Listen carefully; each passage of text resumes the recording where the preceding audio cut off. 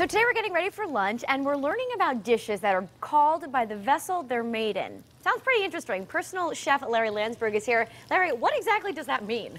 Well, there's certain vessels that people cooked in over the years that have the same name as the dish that is cooked in it. As in vessel, we mean like pan, more or less? Right. Okay. The first one I'm sure everyone's familiar with is a paella pan. Sure. Which the Spanish would put over an open fire on the beach and cook up a dish with rice and seafood. This is the paella pan.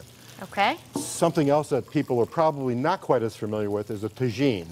The tagine is from Morocco, and they put chicken and spices and parsley, onions, peppers, and a preserved lemon, which is a lemon that's fermented in salt. Okay. And that makes it a very traditional Moroccan dish. And how do you heat it up? Do you put it over a fire? Over you put it a on fire, a stove? you put it on a stove. Typically, it would be set in a fire over the embers. Oh, okay. And that's something you would eat with couscous.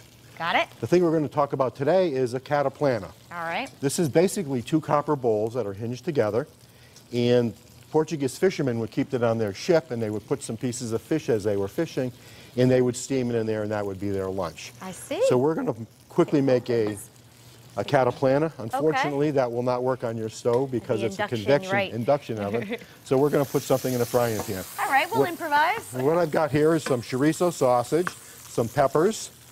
I've got some tomatoes that I cooked up with some garlic, and we're going to put that in. And this is the sauce. All right. And then we use a sauce called a Lisbon sauce, which is made from a roasted pepper. I took this over the fire and charred it. Okay. Then we're just going to peel off the charred part.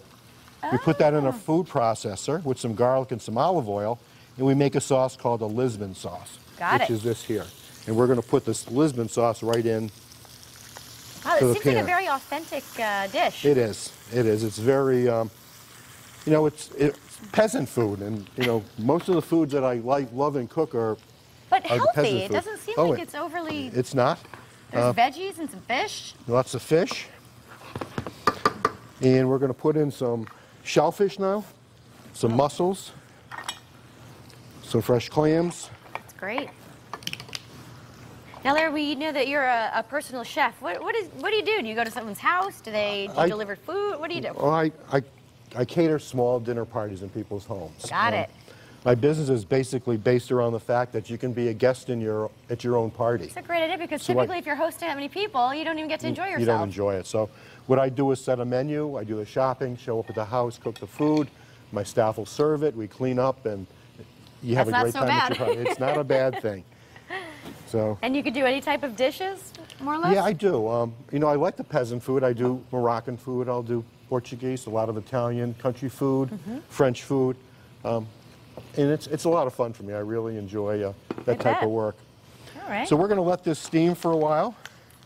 I see shrimp, clam, mussel, and Chilean sea bass. Ooh, lovely. So this is a pretty good dish. Chorizo sausage that I put in there is it's a dried sausage with pork.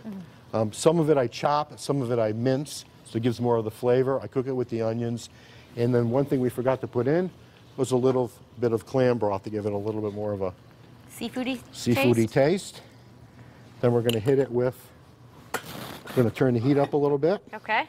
Then we're going to hit it with some pepper. Now, how do we know this is done? When the clam's open. Oh, okay.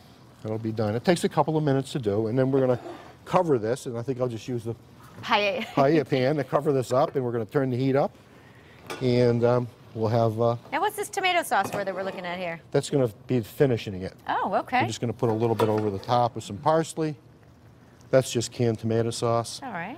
And this will cook for about 3 or 4 more minutes, and it's done. Fantastic. All right, we're going to dig into this at the end of the show, Larry. Thank you so much. Thank you. All right, up next, it's time to get your bike ready for spring and for the Rock to Rock Earth Day ride. We'll be right back.